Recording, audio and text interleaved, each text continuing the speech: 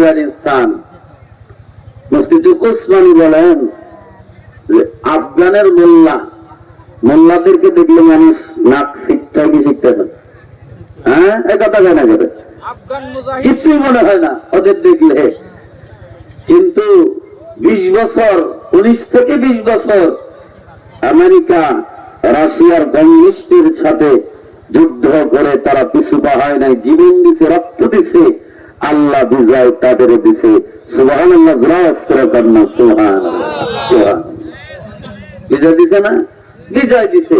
তো তুকোসমানি বলেন এই আফগানি মোল্লাদের বিজয় আমেরিকার কাছে এরা তো কিছুই না, আমেরিকার এমন কোন অস্ত্র নাই তাদের কাছে নেই, কিন্তু মোল্লাদের কোন অস্ত্র নেই, কিন্তু আল্লাহ এই যে ঐতিহাসিক বিজয়, এই বিজয়টাকে বদরের বিজয়ের কথা স্মরণ করে দেয়। সুবহানাল্লাহ, জোরাজ করে দেয় বদরের কথা স্মরণ করে। তো আফগানে তদানীন্তন সময় যিনি প্রেসিডেন্ট ছিলেন নাম হলেন মোল্লা সুলতান মাহমুদ গজনবী রহমতুল্লাহ আলাইহি। নাম কি? সুলতান মাহমুদ গজনবী রহমতুল্লাহ আলাইহি তদানীন্তন সময়ে আফগানের প্রেসিডেন্ট।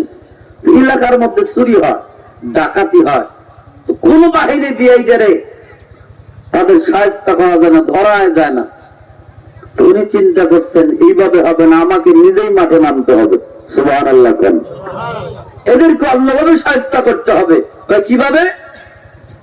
উনি কি করছেন, রাত্রি যখন গভীর, চোরদের আস্তানা যেখানে 4 রাস্তার মোড়ে, উনি ওনার লুকটা চেঞ্জ করে একেবারে ছদ্মবেশী হয়ে ওই 4 মাথার রাস্তায় যা দেখে, আপনাদের 4 রাস্তার মাথায় যা দেখে, 4 মাথায় যা দেখে, গভীর রাত্রে 4 চোরা বৈশা গল্প করে মারাবো এরকম।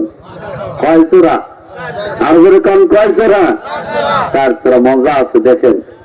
তো এবার সুলতান মাহমুদ গাজনবীরে দেখা চিনতে তো পারে নাই। 4 চোরা ডাক দেখায়, তুমি কোত্থেকে আসলা, তুমি কে? সুলতান মাহমুদ কয়, আমিও তোমাদের মতোই, আমি তোমাদের মতোই মানুষ।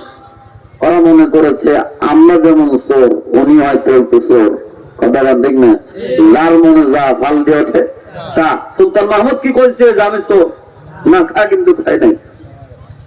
কহা বন্ধু পাইছি, দল যত ভারী হবে চুরি করতে তত সুবিধা। কথাটা ঠিক না? ঠিক আছে, তুমি আজকের থেকে আমাদের দলের লোক। সুলতান মাহমুদ কয় ঠিক আছে, যাও, দলের লোক হয়ে গেলাম। এবার 4 চোরা ডাক দেখায়, আমাদের সাথে যে চুরি করবা, তোমার কি কোন অভিজ্ঞতা আসেনি? এই চুরি করার জন্য অভিজ্ঞতা দরকার আছে না নাই? যারা চুরি করে ধরা খায় এরা হলো অভিজ্ঞতা ছাড়া ছাত্রা চোর। কতক্ষণ ঠিক যাবে? ঠিক। এদেশে যত বড় চোর তত বড় শিক্ষিত। কতক্ষণ ঠিক কিনা? কারণ শিক্ষিত না হইলে এদেশের সাধারণ জনগণের টাকা, লক্ষ কোটি কোটি গুণ টাকা এক কলমের সাইনে আত্মসাৎ করা যায় না। ঠিক কিনা?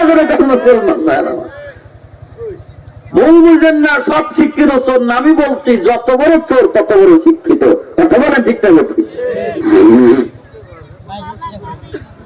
এবার সুলতান মাহমুদ ডাক দেখায়, ঠিক আছে, আমার অভিজ্ঞতা পরে বলবো, আগে বলো তোমার অভিজ্ঞতা নাকি? প্রথম সূরায় ডাক দেখায় সুলতান মাহমুদ, আমার অভিজ্ঞতা হলো, ভালো করে বুঝেন, দেখেন চোরের কি অভিজ্ঞতা। প্রথম সূরায় ডাক দেখা আমার অভিজ্ঞতাটা হলো, বাড়িতে চুরি করতে গেলে বাড়ির সামনে কুকুর আছে না নাই? আর একটু জবান খুলে কন, আছে না নাই? মাইকের আওয়াজ কমে গেছে দেখি, আপনাদের আওয়াজ কমে গেছে নাকি?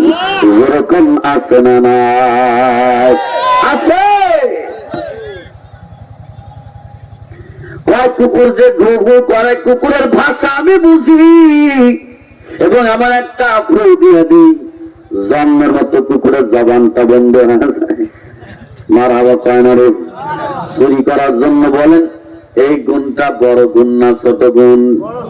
আর একটু জোরে বলেন, বড় গুণ না ছোট গুণ? অনেক বড় গুণ।